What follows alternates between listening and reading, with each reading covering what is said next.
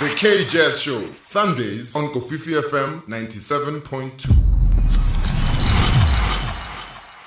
There's something quite otherworldly about the sound of a saxophone when it's in the right hands, when it becomes more than brass, more than notes, when it becomes a vessel for stories, textures, and time. And our guest on the K-Jazz Show is one such master storyteller. From the streets of Italy to the very core of New York City's jazz pulse, Daniele Germani has carved a sonic path that speaks to fearless innovation and tender homage. And of course, whether he's navigating the intimate harmonies of jazz or maybe even flirting with the gloss of pop influences, Danielle's sound remains sincere, searching, and soul deep. South Africa, Johannesburg, wherever you may be listening from, this is for the real jazz cats. Kofifi FM. Let's welcome saxophonist, composer, and restless creator Daniele Germani.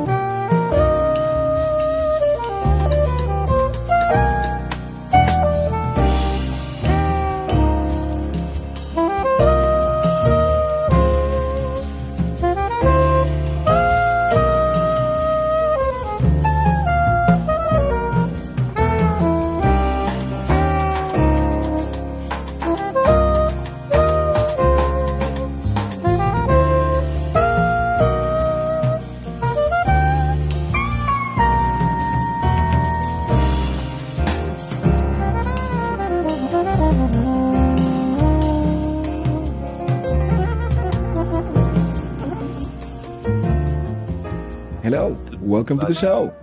Hello, fantastic. It's an honor for me to be here, live stream with you, all of you. A pleasure to be with us. Thank you so much. Dan, let's go all the way back. You and I, when did music first become real for you? Was there a moment or a memory that lit the fire, as it were, to say, this is it, this is what I'm supposed to be doing? Yeah, well, it's kind of crazy because it goes way, way back when I was 3 years old. That I remember like watching with my father the movie Blues Brothers.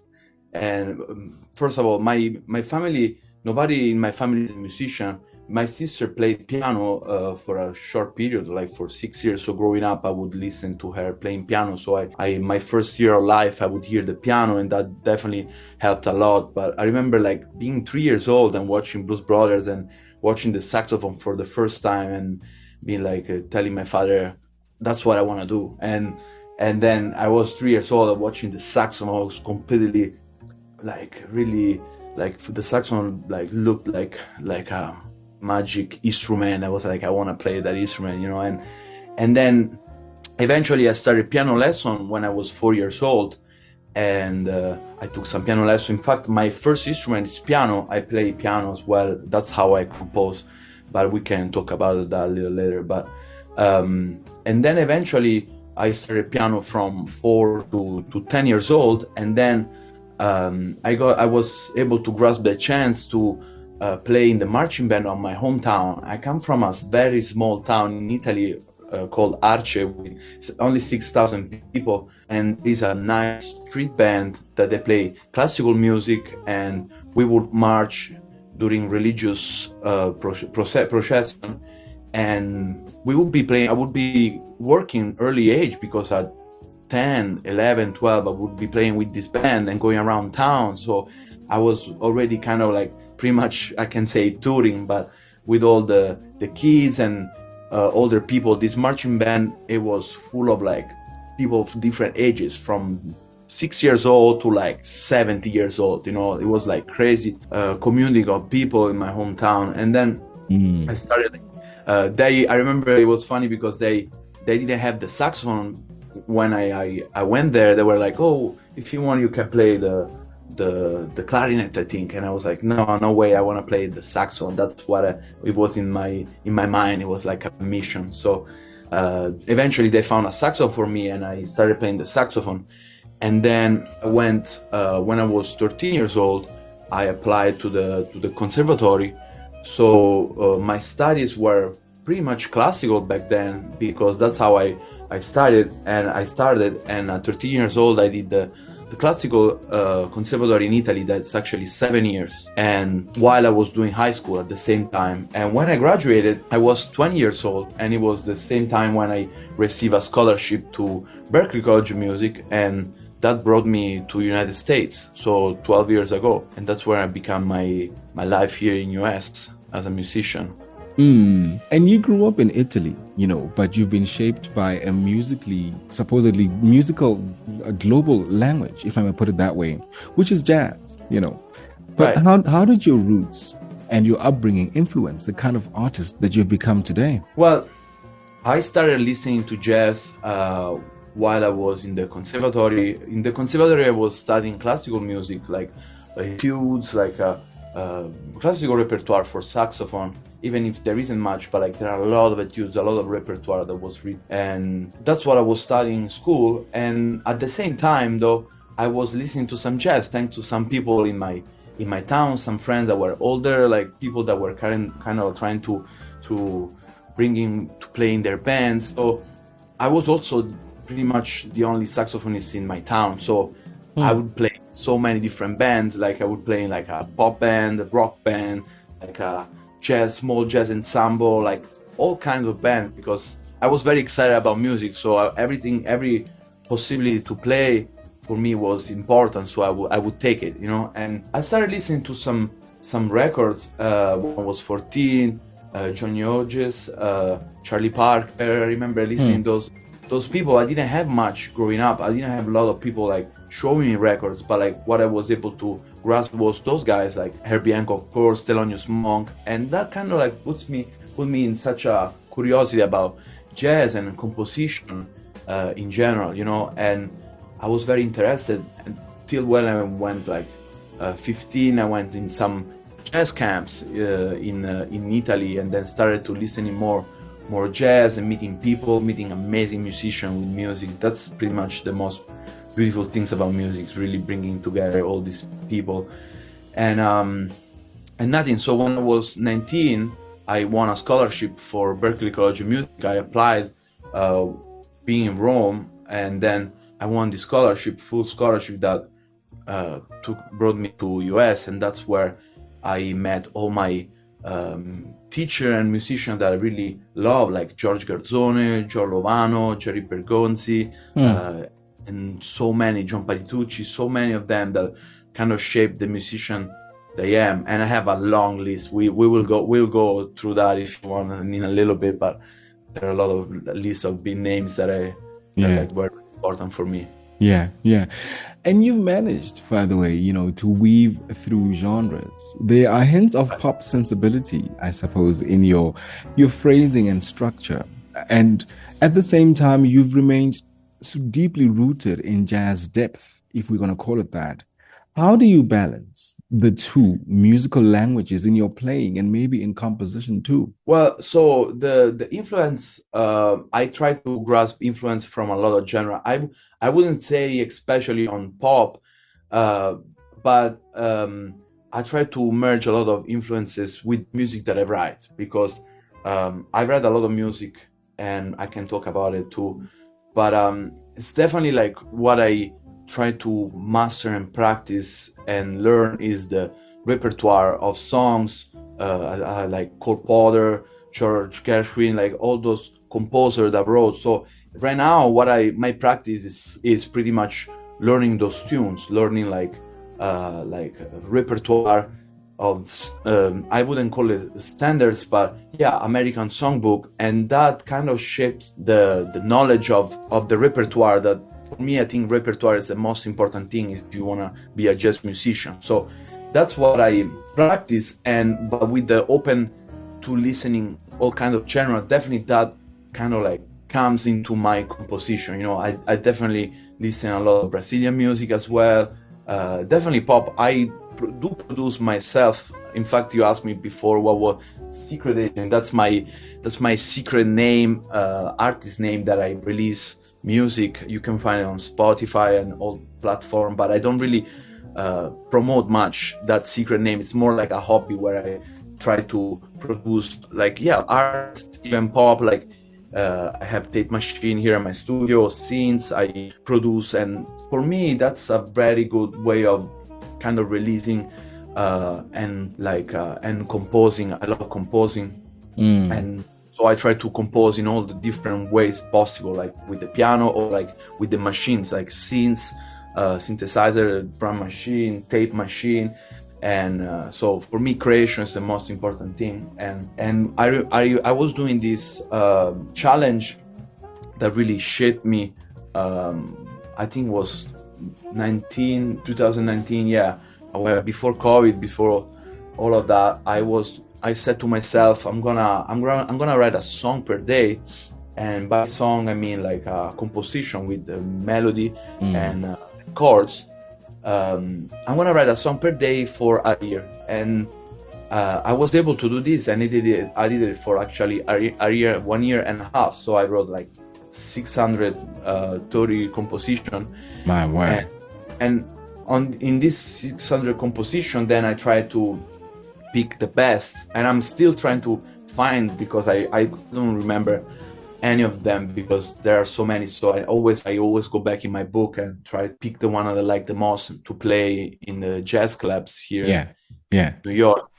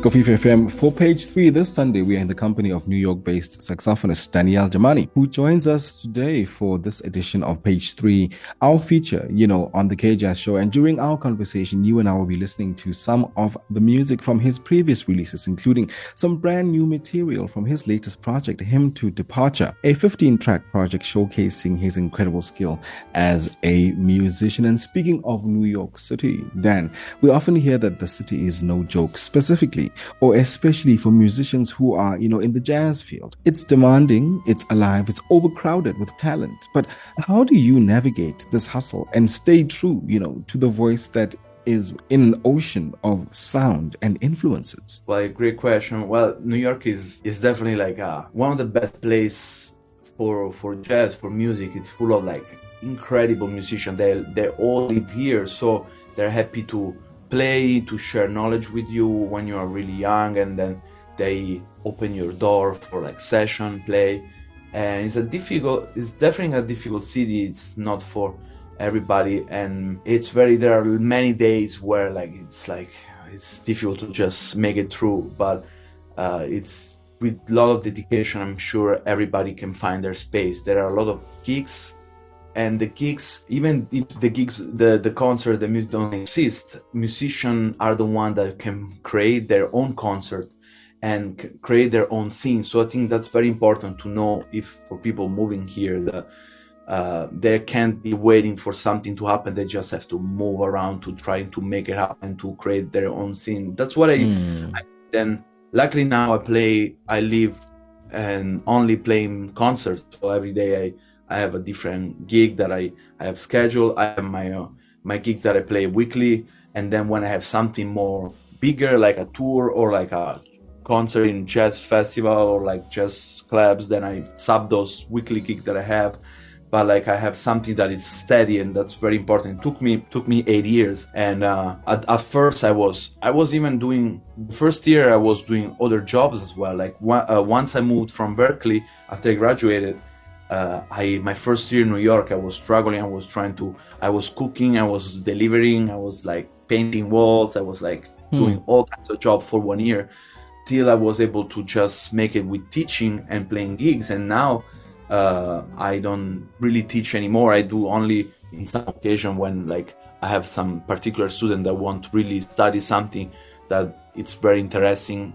But before I used to teach all ages. Now I only play gigs. So and things luckily gets better. But I remember definitely going around the city, asking for every club, every restaurant, every venue, if they want live music. I would literally go in person, like just knocking doors, and I would do that in the months that really were like, I don't know, remember January, February, those months usually very, very slow, and me and my friend would go like door to door from Harlem to downtown Manhattan, like just knocking to every club and be like, all right, you guys need duo here, you need trio. And then luckily I got some response. I got some weekly gigs. And those weekly gigs are very important for musicians because they can really practice during those gigs and also getting paid. But like they can really spend time to really do miles on the saxophone, where they really can just spend time on the saxophone or every instrument, and really spending time on the instrument. And that's how really kind of like the sound, comes out many hours.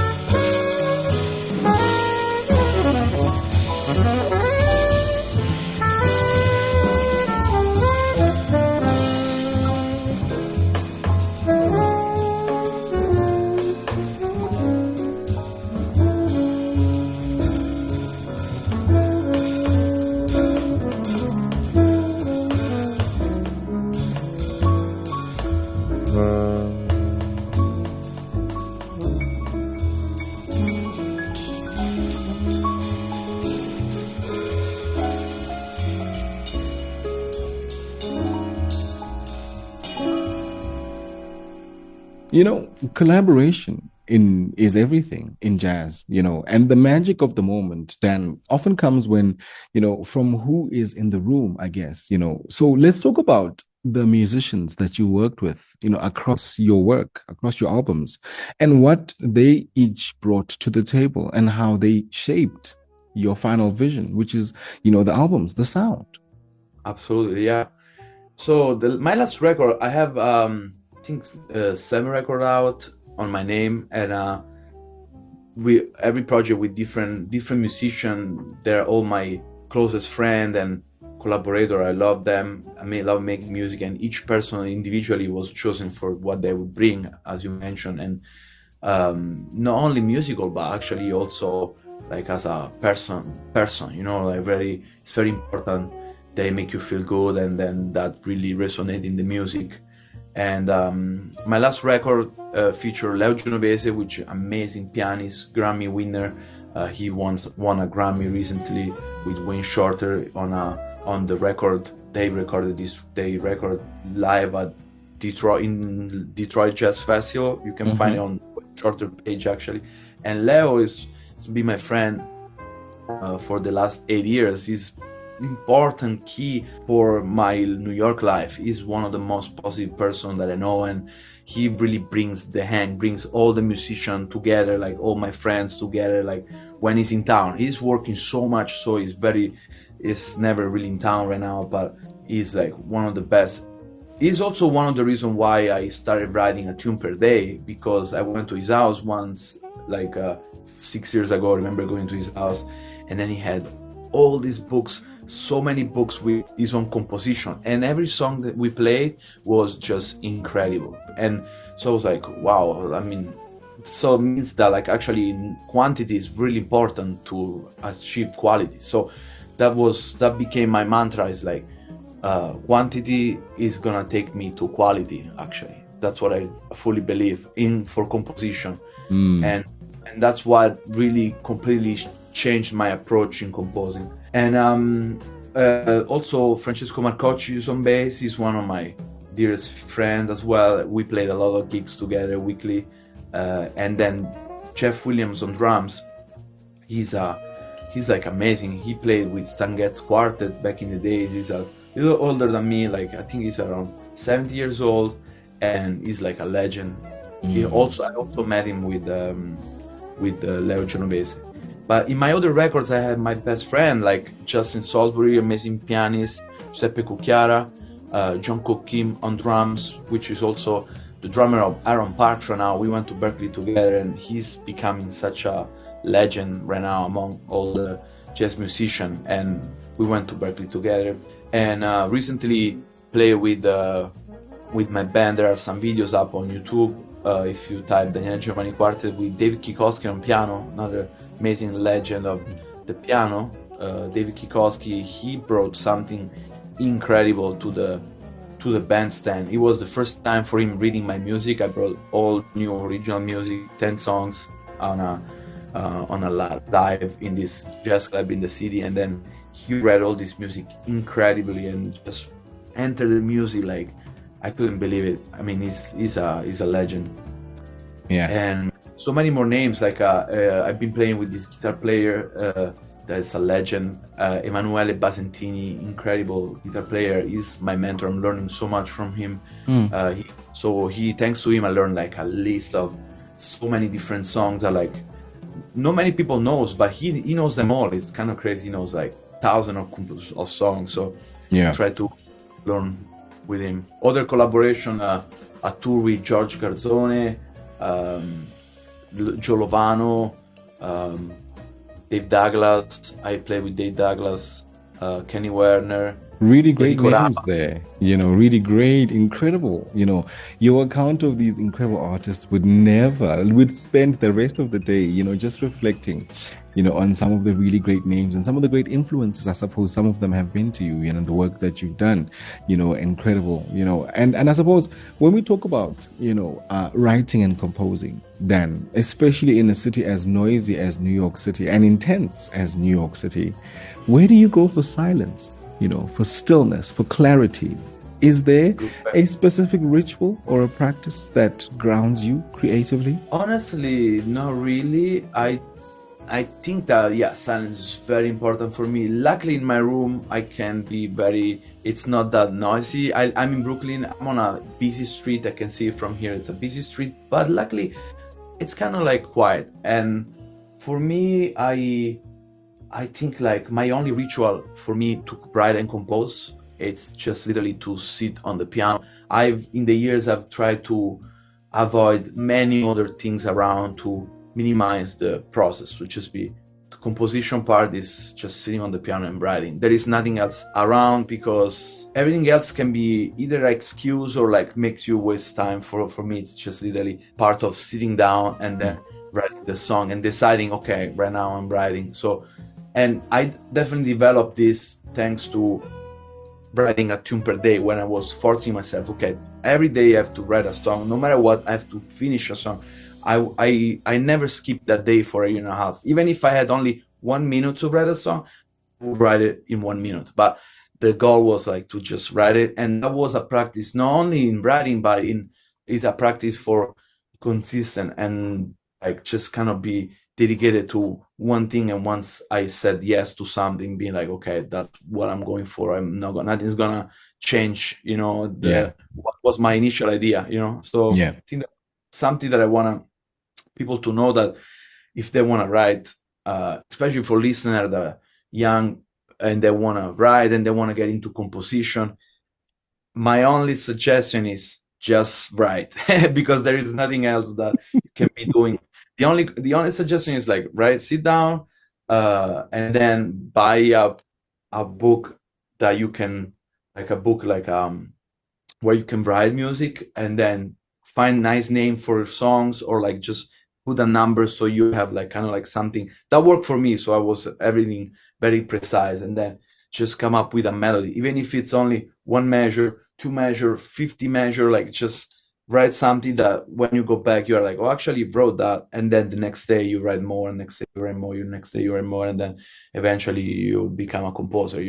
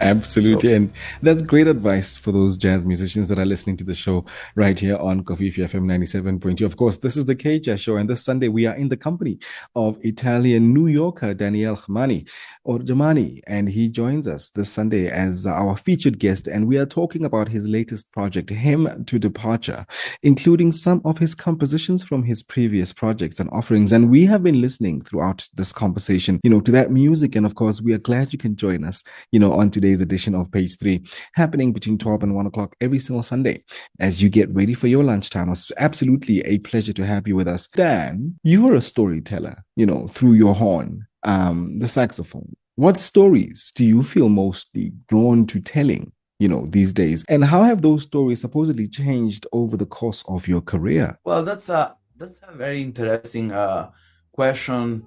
For me, I think like story should be more for the listener. I think the listener should kind of grasp a story from my playing rather than me having a story and imposing a story. That's what I think I prefer.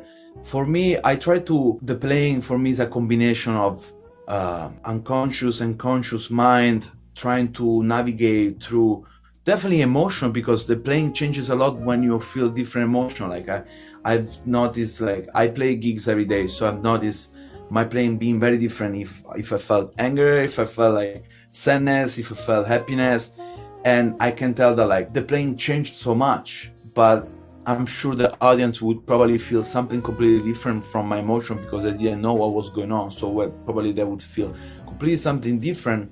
And I'm happy with that. I'm happy that like the people, the listener from my composition, they end up feeling something that's gonna move them or not, but like they're gonna definitely maybe ponderate on something that's gonna change their life, or just kind of have a little laugh, or like be happy or be a little sad with the music, the harmony that is gonna influence them, because each person is different and every person is influenced to harmony in a different way depending on their emotion in the past and what they went through and how they experience music. So I think that's the freedom that I want to give to my music and my composition and my playing as well. So and I think, as the world shifts, my other thing was, as the world shifts and the jazz audience evolves, especially now with younger listeners tuning in from all over the world, how do you see your role as a modern jazz artist? And what responsibility, maybe, if any, do you carry when you step onto a stage or into the studio?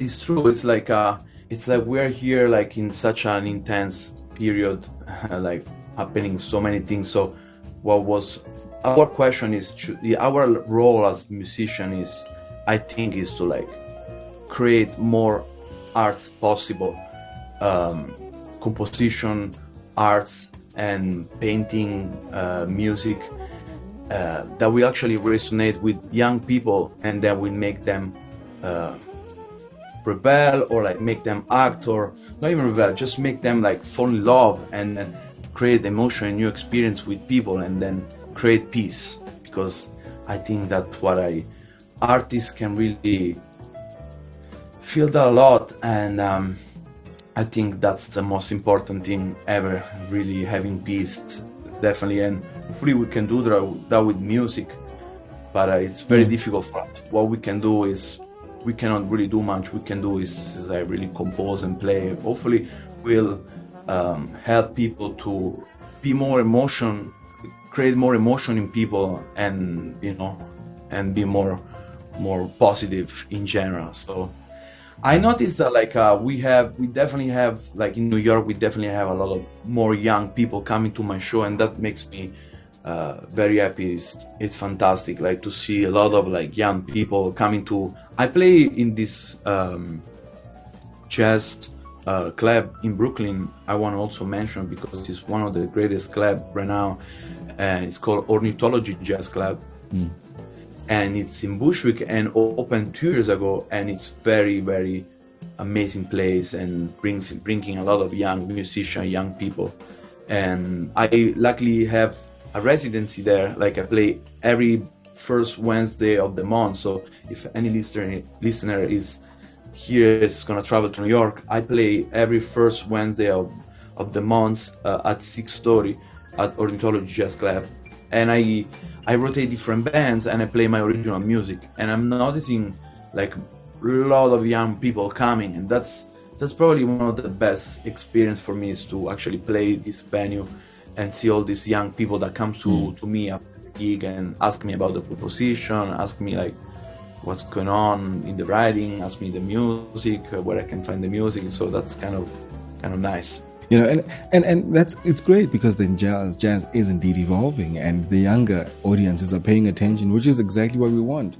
We want longevity, and this is exactly how it's done, you know, with the younger people, you know, coming in. And of course, finally, you know, Dan, if you could bring, you know, your music to Johannesburg one day, someday, to our jazz family here, you know, what would that moment mean to you, and what would you want to say, you know, through your horn to the people who'll be hearing you for the very first time on the K-Jazz Show this Sunday? Well, I would definitely be so honored to come there and play a live show. I mean, that's why I'm creating.